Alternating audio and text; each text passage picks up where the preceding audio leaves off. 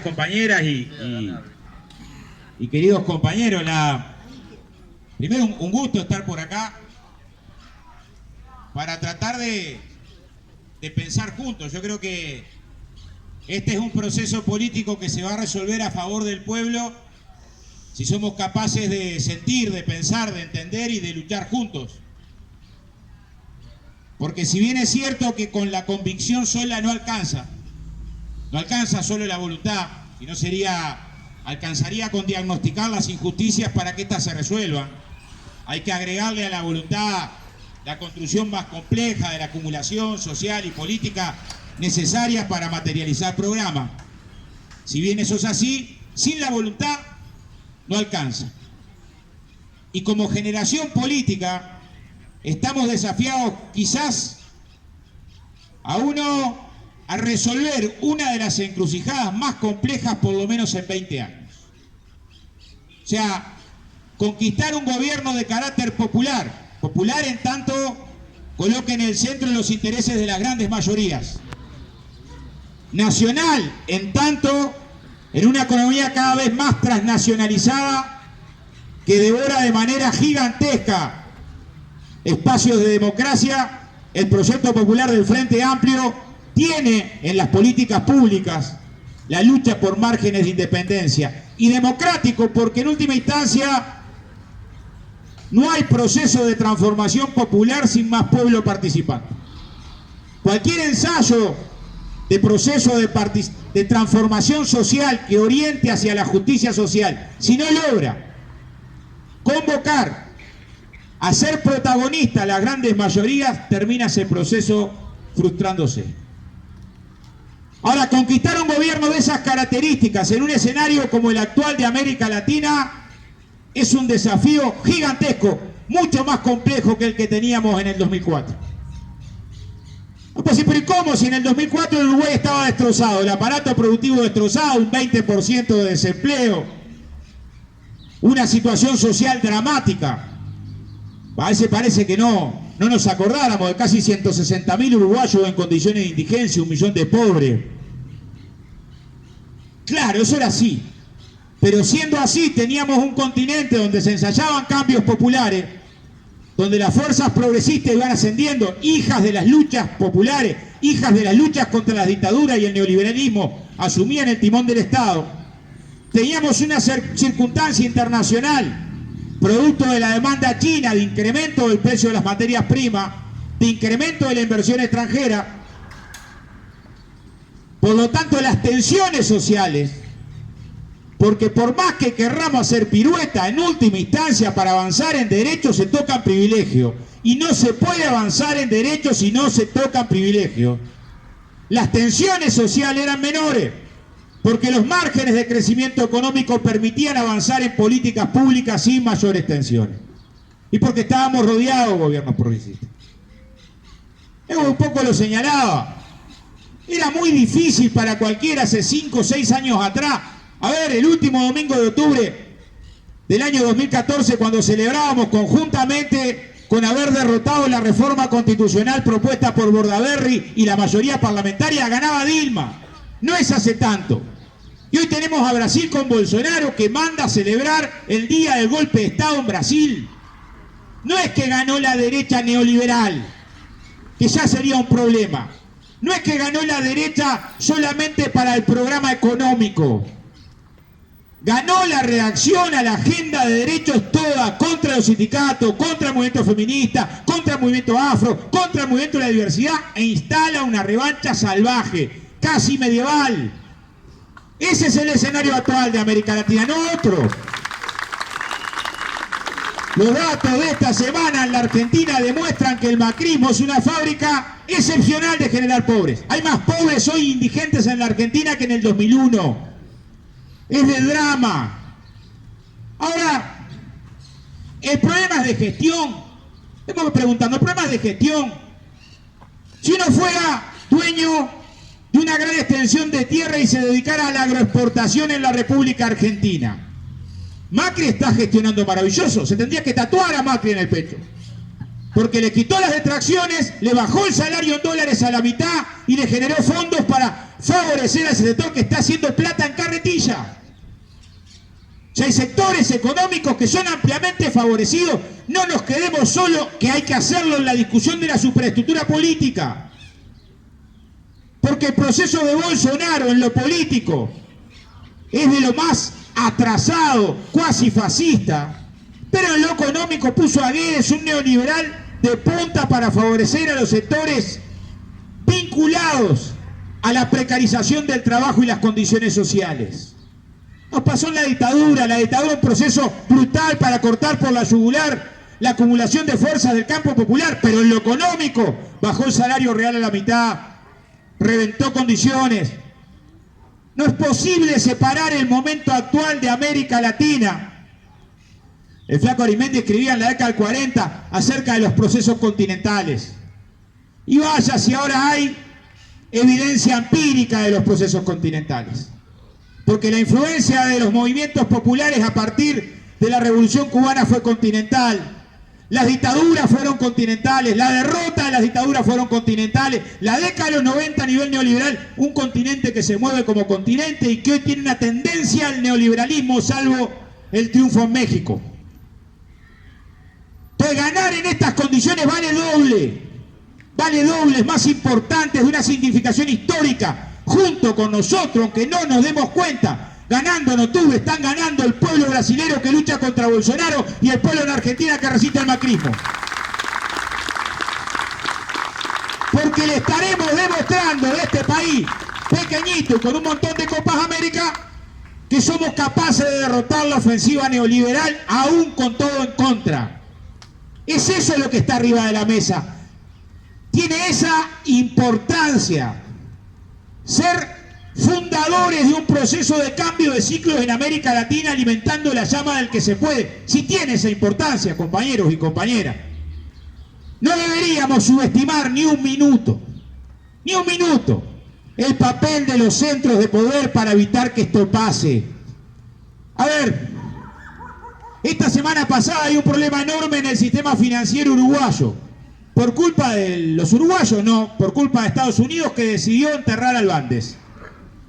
Y decidió enterrar al Bandes porque no le gustó el voto de Uruguay, que no se puso en coro de la irresponsabilidad del Grupo de Lima de apoyar a un autoproclamado presidente que pide intervención militar. Y levantó la bandera de la autodeterminación, el diálogo y la salida democrática a la crisis que vive Venezuela. Ahora, el problema lo tenemos acá, en el sistema financiero y en la FAP Integración, simultáneamente. Si no nos damos cuenta que vamos a enfrentar un proceso complejo con sectores de poder que están mucho más radicalizados que antes, y que esa tensión en lo social y lo político requiere de las fuerzas populares pararse de manera distinta en la cancha, cometeremos un error de orientación, no de administración de la cosa pública. ¿Alguien piensa que es casualidad que el mismo año en el que anunciamos que batimos récord desde el punto de vista de las exportaciones de carne, tenemos una ofensiva brutal de las dos corporaciones, Marfrig y Minerva, que dominan el 50% de la faena, impulsando rebaja salarial? ¿O no nos damos cuenta que está parado el pool, que estuvo parado la caballada y que rebajaron el salario en Colonia? ¿Es porque no ganan plata? ¿O es porque esos mismos sectores que son dueños de buena parte de la faena en Paraguay, en la Argentina y Brasil, y han ajustado radicalmente los salarios ahí, intentan de pesado ajustarlos acá? ¿O es que no nos damos cuenta que la Asociación Rural y la Federación Rural abandonaron la negociación colectiva sin pisarla, sin ir un día, violando la ley? Porque la ley no obliga a acordar, pero obliga a negociar de buena fe, y cuando no pisás ni un día, está difícil para fundamentar la buena fe. ¿O no nos damos cuenta que la IEM, increíblemente este fenómeno, no increíblemente, pero con poca difusión en los medios de comunicación, la Global Mundial de Empresarios este año a la conferencia de la Organización Internacional del Trabajo en Ginebra respalda una denuncia de la Cámara de Comercio Uruguaya y de la Cámara de Industria que dice que a los empresarios en Uruguay se les violan los derechos humanos. Increíble. Es decir, mire que uno mira, y en Colombia asesinan dirigentes sindicales, en otro lugar hay trabajo infantil, trabajo esclavo. 1.400 millones de trabajadores en el mundo tienen trabajo precario. Y el problema es Uruguay. No nos damos cuenta que hay sectores económicos importantes y globales que están jugando para el ajuste mucho más que la calle Po, que tiene pocas ideas por suerte y cuando tiene alguna nos ayuda y tenemos que hacer que hable en toda la campaña de acá a octubre. Bastante más complejo lo que tenemos arriba de la mesa. Hay sectores económicos globales que definieron del punto geopolítico volver a profundizar la dependencia en América Latina y transformar a América Latina en una zona de trabajo brutalmente precario. Miremos el texto de la reforma laboral en Brasil, compañeros y compañeras. Dice que a partir de la reforma la mujer en estado de gravidez podrá trabajar en condiciones de insalubridad. Miremos la aprobación en Jujuy del trabajo infantil desde los 10 años a pedido de las tabacaleras en la Argentina, acá nomás. El cierre de los ministerios de trabajo. El Paraguay, que junto con Honduras es el peor país de América Latina, según la Organización Internacional del Trabajo, en tener la mitad de los trabajadores sin alcanzar el mínimo nacional. O sea, hay un proceso tendencial furioso, feroz, contra las conquistas sociales en América Latina. En ese escenario vamos a defender las conquistas y profundizarlas, y no porque estemos locos. Al contrario, porque no hay salida para atrás. No hay salida haciéndonos los muertos y tirándonos en el piso. No hay. La salida es para adelante, pero siendo claro de las complejidades. Porque si no explicamos las complejidades y le transmitimos a nuestro pueblo que solo alcanza con gestionar, mañana no va a entender cuando nos saboteen o nos pongan en tensión cosas o tengamos dificultades. Y el camino que queremos siempre es el camino menos doloroso. Tenemos una larga tradición, el más amplio, el que más pueblo participe. El desafío en todo caso es cómo logramos simultáneamente profundizar los cambios en tendencia a la distribución social de la riqueza que el trabajo genera, a la vez que ampliamos la base social del proyecto. Y esa es una discusión política. Compañeros y compañeras, nosotros creemos que buena parte de lo que nos pasó en América Latina tiene que ver no con que hayamos tenido resultados espantosos de gestión. 72 millones de latinoamericanos salieron de la pobreza. Hubo países que ensayaron quedarse con áreas estratégicas, colectivos que históricamente fueron olvidados, empezaron a aparecer. Por primera vez la población afro entró a pisar las universidades en Brasil. Para nosotros un logro. A la buena parte de la sociedad brasileña le molestó. Y le empezaron a molestar los planes sociales. Y le empezaron a molestar el plan Mi Casa, Mi Vida. Que son casas para vagos, que son planes para vagos. Bolsonaro llegó a decir: los negros ni para procrear sirven. Muchas veces subestimamos que el cambio en lo jurídico, si no va acompañado por un cambio en lo social, termina siendo un cambio endeble. Y tenemos que mirarnos al espejo, compañeros y compañeras. Buena parte de nuestras políticas sociales que reconocen derechos a los que estaban más vulnerados, muchas veces están siendo cuestionadas por nuestros propios compañeros y por el pueblo trabajador.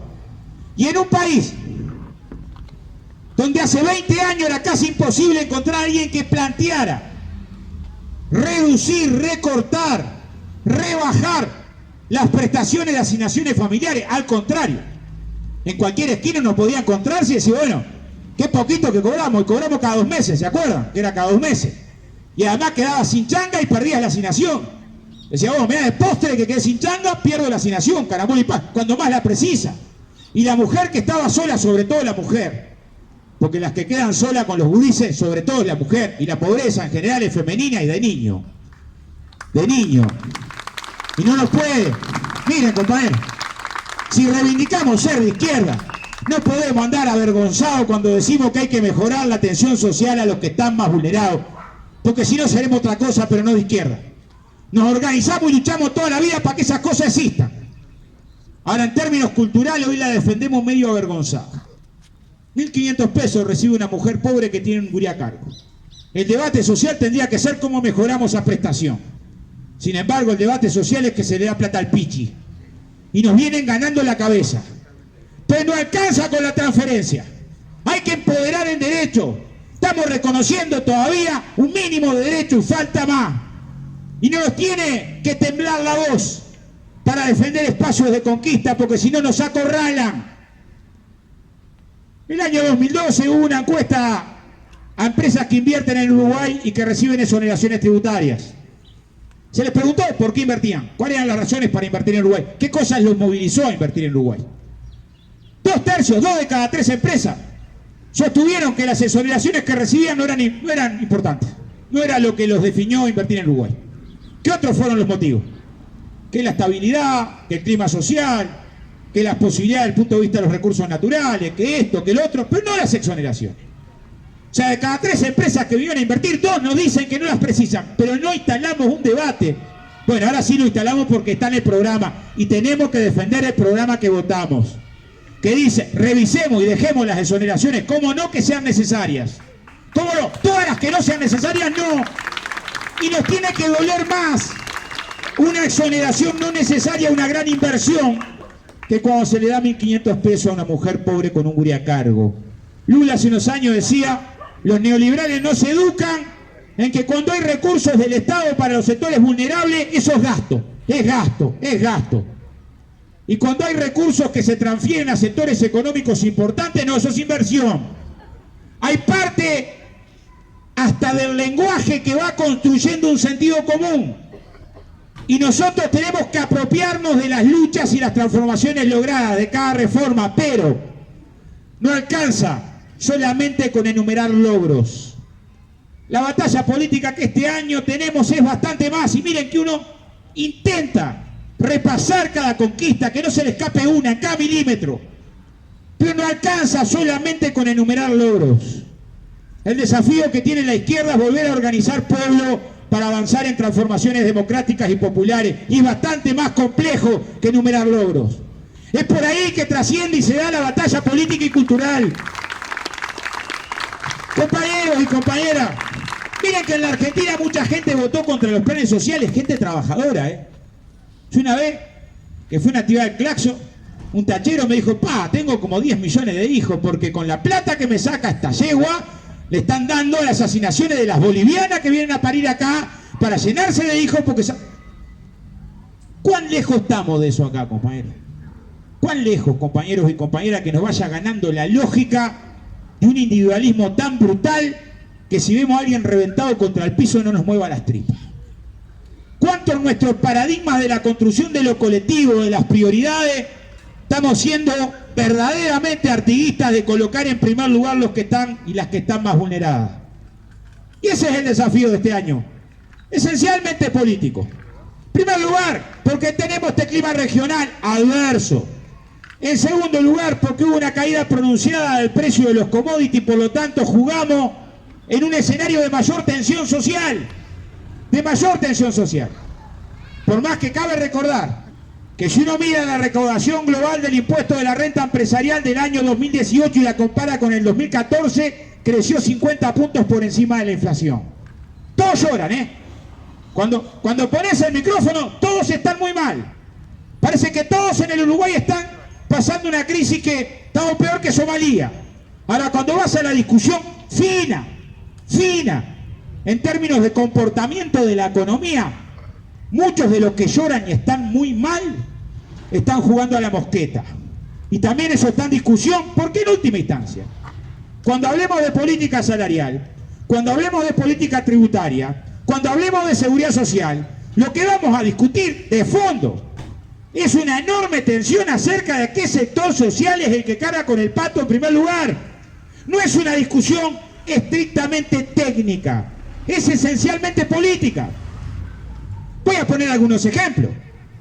En materia de seguridad social, uno puede estar de acuerdo, yo en particular estoy, que los 25.000 pequeños productores y productores familiares se les mantenga, que tienen apenas el 5% de la tierra y aportan el 30% de la producción agraria, se les sostenga el privilegio que hoy tienen de aporte patronal. Aporta muy poco, por un ficto, casi nada. Ahora, el que tiene 5.000 hectáreas de aporte patronal también aporta casi nada. ¿Es lo mismo? Claramente no es lo mismo. Entonces también es cuando nos hacemos una discusión de seguridad social, ¿dónde ponemos nuestros acentos? ¿Qué es lo que primero se tiene que resolver? Cuando discutamos en tema tributario, ¿cuántas veces estuvo en la tapa de los diarios que el impuesto a la renta empresarial tiene una tasa de evasión de 1/3? De evasión, no de exoneración. De cada 3 pesos que tienen que aportar los empresarios, 1 lo evaden. Pues después tenemos que discutir del déficit. Es un problema el déficit. Hay que resolver el déficit. Pero no tendríamos que estar colocando en términos políticos que los márgenes de evasión empresarial, que aún existen y son altos, son los más bajos de la historia. Estos que son altos son los más bajos de la historia. La derecha no podría ni hablar. Como casi nada podría ni hablar porque sus resultados fueron desastrosos, en particular para las grandes mayorías. Entonces, ¿está de dónde nos paramos? ¿Para impulsar qué cosa? Nosotros, compañeros y compañeras, creemos que el Frente Amplio, la militancia, que es la que va a ganar esta elección, la militancia, las reservas culturales de nuestro pueblo, la memoria y la esperanza, todo eso que tenemos que construir. Tenemos que tener una mirada muy comprensiva, muy humilde con la parte de nuestro pueblo que nos cuestiona, muchas veces nos cuestionan bien. Quien hoy está desempleado, o no ha salido de un asentamiento irregular, o no encuentra soluciones. Está bien, pero simultáneamente tenemos que tener una actitud muy firme de debate con la derecha. Porque a uno le puede parecer, claro, tenemos que colocar acento en subir los salarios más sumergidos. Quien gana 15.000 pesos para tener una familia en la espalda está complicado. Tenemos que mejorar las condiciones. Todavía tenemos una cuarta parte en la informalidad. O nos sabotearon el año pasado la negociación salarial para los rurales. Está bien. Tenemos que reconocer que ahí tenemos que avanzar. Y hay que ver cómo logramos avanzar. Si con bolsa de trabajo, si con más amplia cobertura del seguro de desempleo, si un sistema integrado de formación profesional. Hay que ver. Ahora con la derecha, que cuando gobernaba tenía un salario mínimo de $44 al mes, 1.200 pesos. Miren, compañero, tomabas un ónibus acá en el año 2004 y valía 15 pesos el boleto.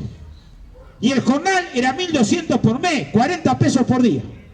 O sea, el boleto de ida y vuelta te gastaba más de la mitad del jornal del salario mínimo que cobraban en general las cajeras de supermercados, los guardias de seguridad y otras yerbas. Que la derecha nos venga a hablar de salario, o sea, tenemos que ser capaces de desenmascarar. ¿Por qué? Porque hay una parte de la población que piensa que esto es lo mismo. Ellos no quieren construir esperanza. Ellos quieren construir desconfianza, escepticismo, duda. 30 millones no fueron a votar en Brasil y ahí tenés a Bolsonaro. Y eso tenemos que ser claros. Asumir que nos faltan cosas para transformar, pero ni 30 segundos admitir que es todo lo mismo. A ver, compañeros y compañeras, no tenía derecho a la negociación salarial nadie en el 2004. Y el trabajador rural no tenía horario. El horario al trabajador rural no se había conquistado. Lo mínimo, de cada 10 trabajadoras domésticas, había solo 2 en planilla. Se multiplicó por 4 la cantidad de trabajadoras domésticas en planilla. Es lo mismo, claro que no. Alcanza y no alcanza. Pero tenemos que estar en la perspectiva y la convicción política de que este proceso fue un proceso de ensanchamiento de derechos democráticos. Y que en todo caso, para profundizar los derechos democráticos, la izquierda tiene que resolver una forma de relación con el gobierno y con la base social diferente, más avanzada, más dinámica, más profunda. Compañeros y compañeras, uno puede estar crítico con lo que hemos hecho en materia de políticas sociales, que son insuficientes. Son insuficientes. Hay 6.500 personas que están trabajando en cooperativas sociales hoy, y no se organizaron solas. No fue que arte de magia. Y cerca de 30.000 se anotan para los planes de trabajo protegidos. En algunos casos para recibir lo mínimo, una piola, un espacio de formación, arreglo odontológico. Y más de 1.000 personas en situación de discapacidad recibieron prótesis gratis. Gracias al centro de prótesis que nos ayudaban a armar los cubanos. Y la derecha, cuando vinieron, lo que se quejó es que pedían sábana. Esa fue su preocupación. Pues no tenemos que olvidar que además acá cuando se instaló el hospital de ojo, el problema no fue solo con los oftalmólogos. El problema fue con toda la oposición que para defender una corporación le negaba el derecho a ver a 80.000 uruguayos que estaban ciegos por ser pobres. Hubo ensanchamiento de derechos. Y se trata de poner ese debate arriba de la mesa. Alcanza. Y seguro que no alcanza. Seguro que no alcanza por 2 planos. Porque todavía quedan injusticias por resolver un montón. Y porque además en el plano cultural no nos hemos apoderado de buena parte de estos cambios.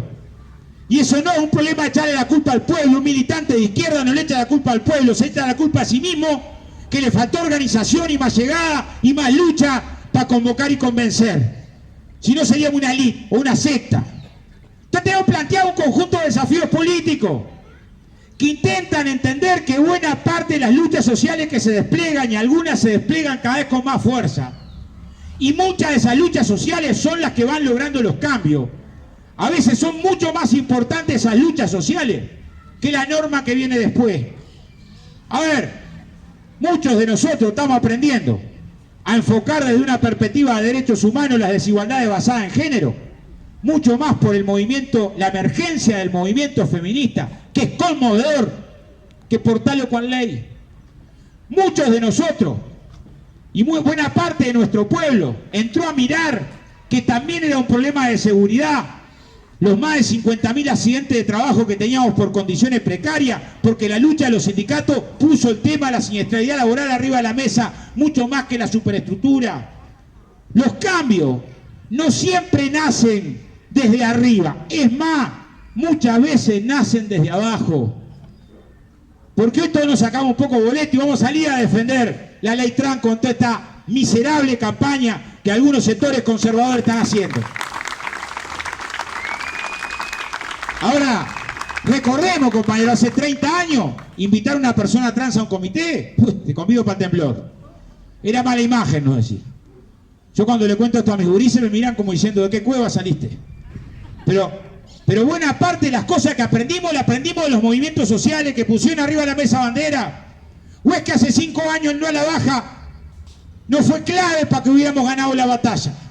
Los movimientos sociales que fueron capaces de tener mayor protagonismo y que tenemos que escucharlo cada vez más. No para decir todo que sí, porque eso sería demagogia, pero para pensar estratégicamente banderas comunes, porque la izquierda no nació desde arriba, nació de la Unidad Obrera Estudiantil, nació del Congreso del Pueblo, nació de los mártires estudiantiles, se terminó de forjar en la huelga general y en la resistencia a la dictadura, en la solidaridad por los compañeros que estaban presos y las compañeras. Entonces también sostener esa perspectiva social y política para alejarnos de que la institucionalidad nos devore lo que está arriba de la mesa. Es porque es poco importante, la gestión es clave la gestión. ¿Quién va a discutir que es importante la gestión?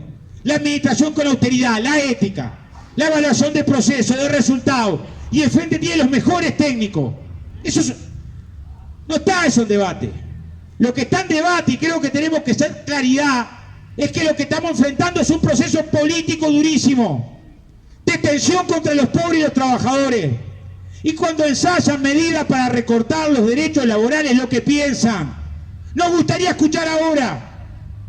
El año pasado Bancario 88 millones de dólares de ganancia. Y además los datos demuestran que nos hubiera costado 100 y pico de millones de dólares más importar que refinar. Y además está bastante demostrado que por la escala del mercado uruguayo o hay monopolio público o hay monopolio privado. Y si hay monopolio privado, capaz que el primer año viene más barato, pero después bailás al compás de la música que te ponen, aparte de hipotecar soberanía. La propuesta de la calle puede vender acá. Es que no se la vamos a recordar en la campaña electoral. Es que no tenemos capacidad para discutir. Bueno, está claro a dónde enfoca la derecha, de una forma o de otra. A ver, hace poco fue procesado un edil del Partido Nacional por la estafa del FONASA en la compra de afiliaciones mutuales. Nunca van a escuchar en el discurso de la derecha críticas a cómo sigue habiendo niveles de mercantilización que nos interpelan en un sistema que está financiado por cápitas públicas. Ahora falta una curita en un hospital y te arma un escándalo. Y los jóvenes y las jóvenes, que son los que van a ganar esta lesión, los jóvenes, capaz que algunos no lo saben, y es culpa nuestra, que nosotros somos de la generación donde te van el carnet de pobre para atenderte en hospitales que se caían a pedazos. Ahí está Adriana, que es de la salud y sabe. Entonces no podemos decir que es todo lo mismo. Cuando el Hospital Maciel salió condecorado el mejor hospital de América Latina, cuando el año pasado no hubo una muerte en el Pereira materna infantil, cuando bajamos la mortalidad infantil que triplicaba en el sistema mutual, cuando el Pereira es centro de referencia de trasplante de médula. Hay que ver los esfuerzos en materia de salud pública, pero la tensión con la mercantilización está, y ese es un proceso de lucha. Confrontar sectores corporativos que lucran que lucran con la salud, que lucran con el medicamento, que lucran con la concentración y la mercantilización. Es una batalla cultural, porque en alguna medida nosotros formamos a profesionales, pero también es una batalla política. A ver, Uruguay está desafiado a en algún momento tener el coraje y la voluntad de enfrentar los anestésicos quirúrgicos que están sangrando con la salud pública a manera descubierta. Un solo anestesista decidió pasarse PASE en dedicación completa y los comulgaron. No puede participar más en nada, en conferencias. Está en Río Negro allá tirado. Y se pagan los salarios más altos. Entonces también tenemos que dar el debate que para transformar la salud en un derecho y multiplicarla, va a haber que tocar intereses. Compañeros y compañeras, el Frente Amplio,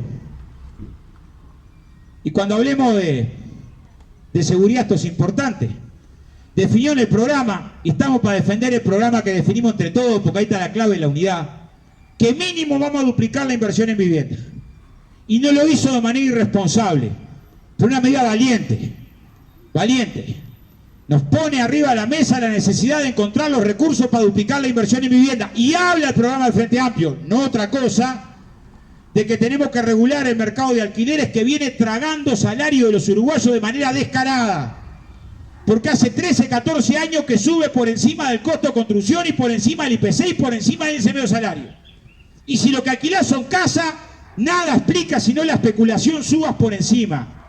Y el programa habla de que el Estado va a construir casas para poner a alquilar. Se piensa que no va a haber lío con los que están especulando con la vivienda. Va a haber lío. Pero hay que asumir el lío, compañeros y compañeras. Hay que asumir. Porque en última instancia luchamos toda la vida para que la vivienda sea un derecho.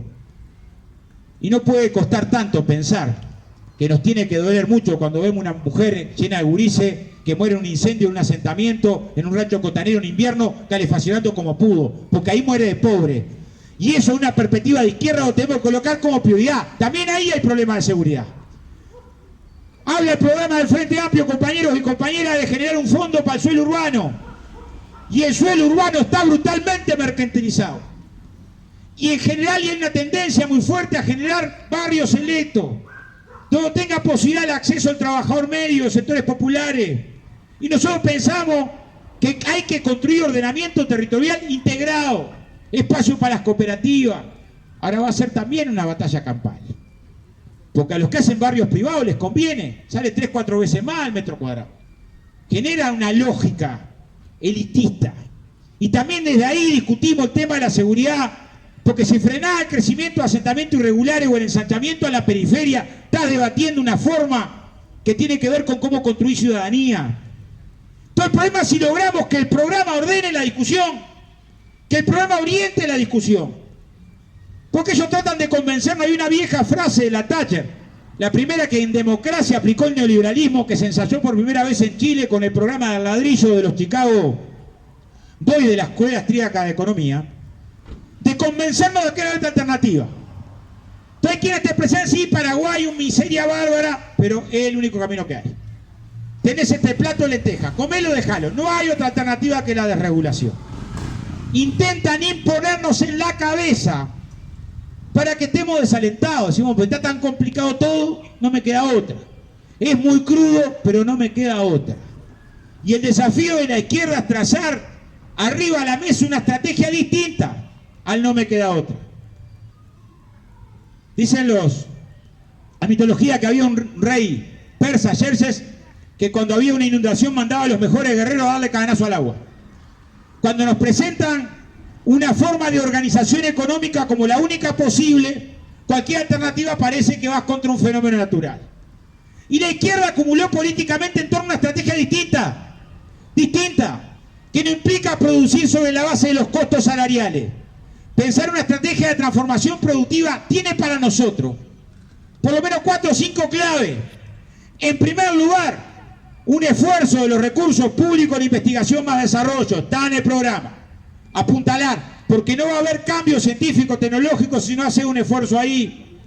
Tenemos una inversión que es 1/3 de lo que invierte Argentina. No hay manera de pensar que vas a salir hacia adelante en el sentido de un concepto de competitividad dinámico si no haces inversión. En segundo lugar, un sistema integrado de formación profesional. Hoy tenés una UTU que tuvo una transformación brutal. De 17 carreras terciarias a cerca de 80.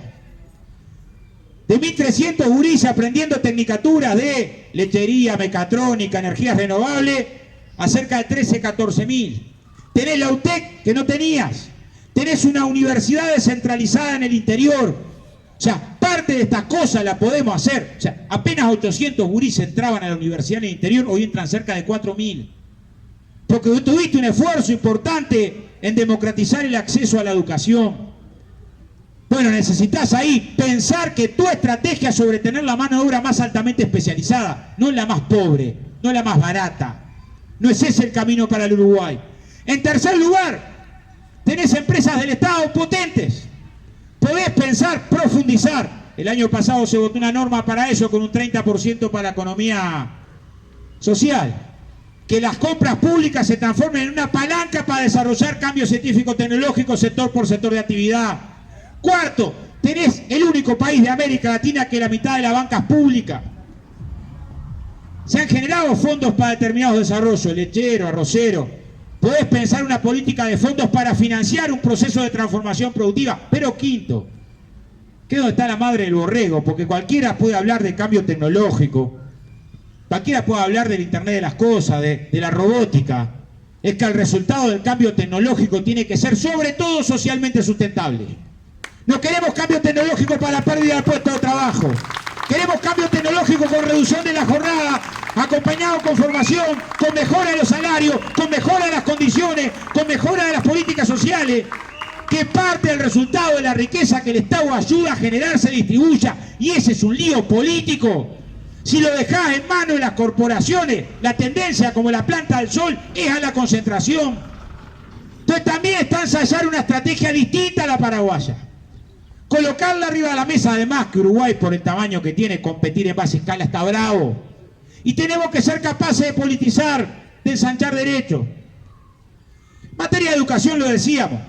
Está difícil para argumentar que estamos en la peor educación de nunca, ¿no? Está difícil. 50.000 estudiantes universitarios más, plan Ceibal, boleto estudiantil gratuito, mejora de los salarios, ampliación de la infraestructura, una nueva universidad. Está difícil. Sin embargo, hacen magia. Como te lo repiten de mañana, de tarde y de noche, tenemos problemas en secundaria. Es uno de los problemas que hay que atender. Yo estoy convencido, compañeras y compañeras, que una parte de los problemas que tenemos en secundaria, hay unos estratégicos, formación docente, componentes didácticos, pedagógicos, de cómo generamos condiciones para que el cuerpo docente tenga facultades para investigar, para después enseñar lo que investiga. Hay un tema que hay que conversarlo con ellos, profundidad.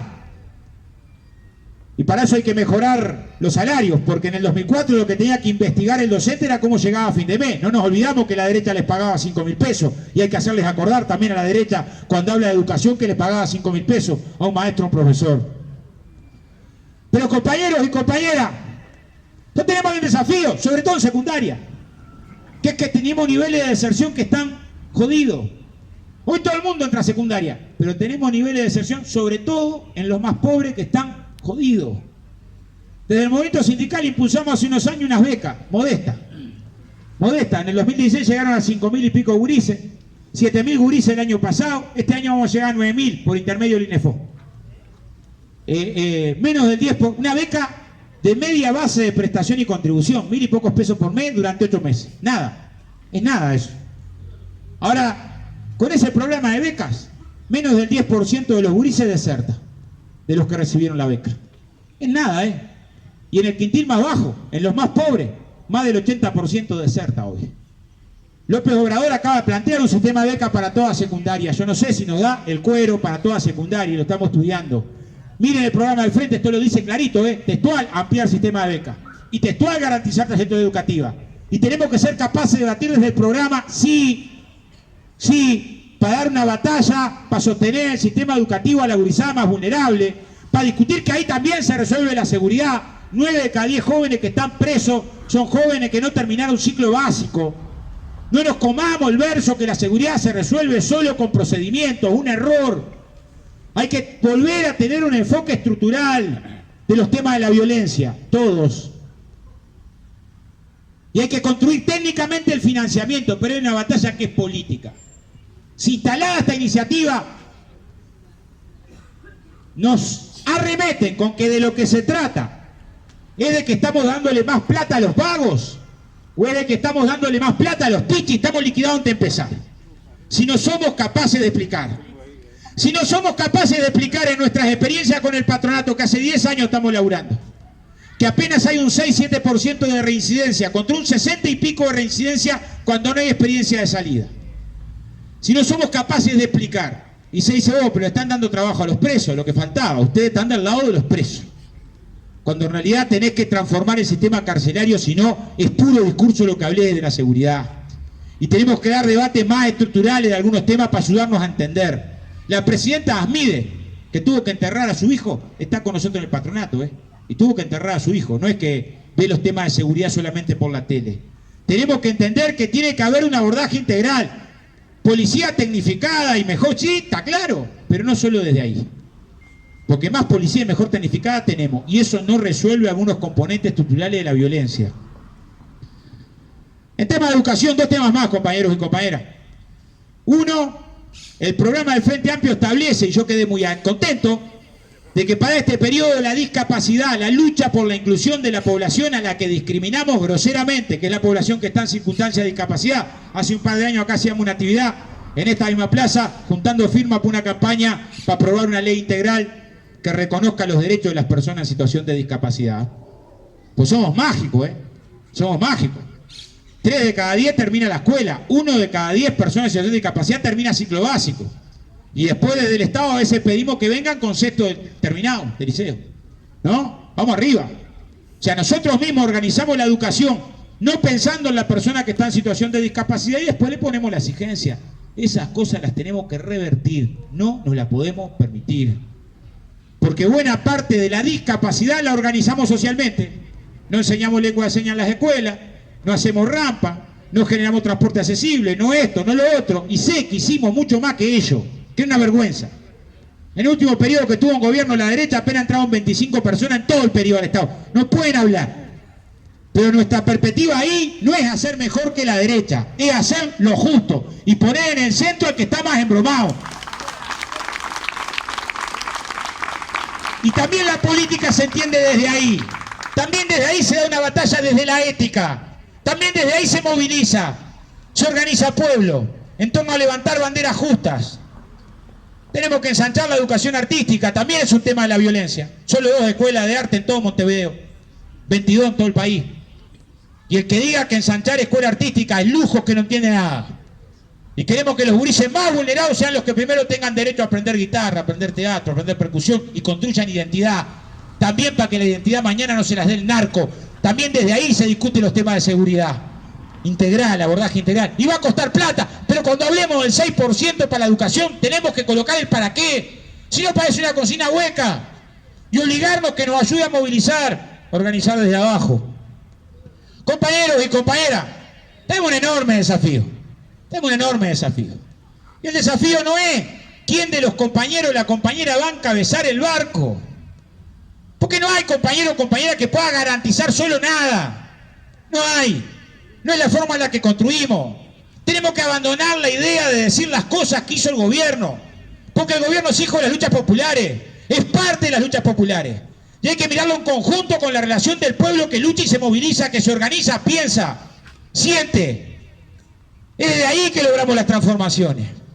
Ahora cualquiera de los compañeros o la compañera, en esta victoria, en estas condiciones tan complejas, que gane, va a estar sometido a presiones brutales. Cualquiera. Miren, soñar no cuesta nada, dice Principio Sueño. Gana Andrade, asume el 1 de marzo. Yo quisiera mirar la cara de Novik ese día, que alguien lo fotografía. Ahora, por más que gane Andrade o quien gane, va a estar sometido a una presión muy dura para que no avance en materia tributaria agravando a los que más tienen riqueza acumulada. O una presión muy dura para que no amplíe y genere una política salarial contractiva. A una presión muy dura para que no incremente la inversión pública social. A una presión muy dura para que ensaye una propuesta de reforma de seguridad social que solamente mire un costado. Un costado. El costado de descargarla sobre los más, que son los que tienen menos. Entonces, si Andrade gana y mira para atrás y no tiene respaldo social, va a estar pelado. Todo lo que hay que construir junto con los votos es un proceso de respaldo político social de tal magnitud que haga que los cambios sean indetenibles en Uruguay, que podamos avanzar, que tengamos esa capacidad. Hacerlo en estas condiciones históricas, yo sé, es un maracanazo, pero un maracanazo distinto de aquel 16 de julio donde el Mono Gambetta se durmió una siesta y el Nero Dulio, que aparte era ayudante de albañil de joven, dijo los de afuera son de palo. Distinto, porque ahí sí los de afuera eran de palo. Acá es construir una perspectiva de gobierno popular levantando viejas banderas, sabiendo que los de afuera te tiran un tomatazo, se meten, empujan. Hace poco tenemos la denuncia de la espionaje del gobierno de Macri, ¿no? Ponen todos los recursos. A ver, la derecha hasta nos puso a jugar de vuelta a Sanguinetti, que es el mismo, no es otro, no es el hijo, el mismo. Y piensa que la gente se olvidó. Entonces aparece con las cejas pobladas y nos dice, lo de los desaparecidos es una prioridad, pero hay que tener un rostro más duro que un adoquín, de que quien fue el ingeniero principal de la impunidad del Estado nos venga a decir eso. Y tenemos derecho a indignarnos, como decía Lewe. Tenemos derecho, porque luchamos también y principalmente por esas banderas que son las compañeras y los compañeros que no están, o los que sufrieron en las peores horas. Esta semana se nos fue Pedro Wilche, uno de los tantos y tantas presos políticos que tuvimos en el Uruguay. Y muchos compañeros lo recordaban con ese poema maravilloso en el que desde la cárcel en un concurso decían: ha de morir la flor para que el fruto nazca, y es del brote este que la semilla arraiga, presta siempre a entregarte a una muerte temprana, para que el brote germine, eche troncos, críe ramas, para alumbrar la flor que ha de morir mañana. Yo no le escribo a la muerte, aunque parezca. Es falsa la creencia de que la muerte mata. Es la vida la que mata, la muerte y avanza. Abracemos a bandera, compañeros, y salgamos a convencer, a convocar, a discutir. Abandonemos los miedos y a construir juntos la esperanza. ¡Que viva Santiago! Una preguntita.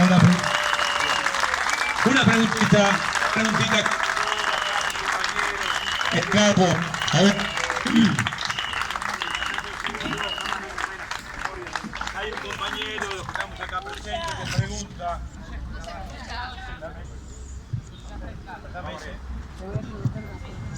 Hay un compañero que está preguntando cómo organizamos la lucha contra el referéndum, contra la inseguridad. ¿Cómo organizamos la lucha contra el referéndum, contra la inseguridad? Pregunta un compañero si te da el resuello un poquito para hablar de eso, ¿sí? Compañera, a ver, yo soy de Villa Felicidad y a mí me tocó venir a Montevideo de joven a trabajar en una panadería en Nuevo París el mismo año que nos mataban en una plaza acá del Buceo a Guillermo Machado, una racia, obrero de la construcción, que fue tan brutal la golpiza que le dieron que terminó después en la MIDU. Fue de los velorios más conmovedores que a mí me tocó participar. Y en esa época era común. Ahí yo tenía 15, pero después cuando cumplí 18 y entré a la construcción, era común que cualquiera de nosotros que anduviera buscando trabajo por esta zona, por Carrasco, alcanzaba una llamada por teléfono para que te llevaran, por sospechoso de que no eras integrante del barrio que había ahí. O sea, el esquema de medidas represivas y el esquema de militarización, yo pongo el ejemplo de Medellín, capaz el más claro, era de las ciudades más violentas de América Latina, tenía todo lo que podía tener en materia de militarización. Se entró a revertir la situación de violencia en Medellín a partir de que se cambió el enfoque y se empezó con un paquete Plan Medellín de políticas sociales, iluminación, cultura, el mejor teatro. Es clarísimo que eso es así. Hoy tenemos 150, ahí está Lolo, que es uno de los protagonistas, me lo puedo decir, unos 150 talleres en todo el país que enseñan de forma gratuita teatro o artes marciales. En Paysandú los gurises de un asentamiento, que es una flota, salieron campeones nacionales de taekwondo. Son eso ahora. Antes eran nada.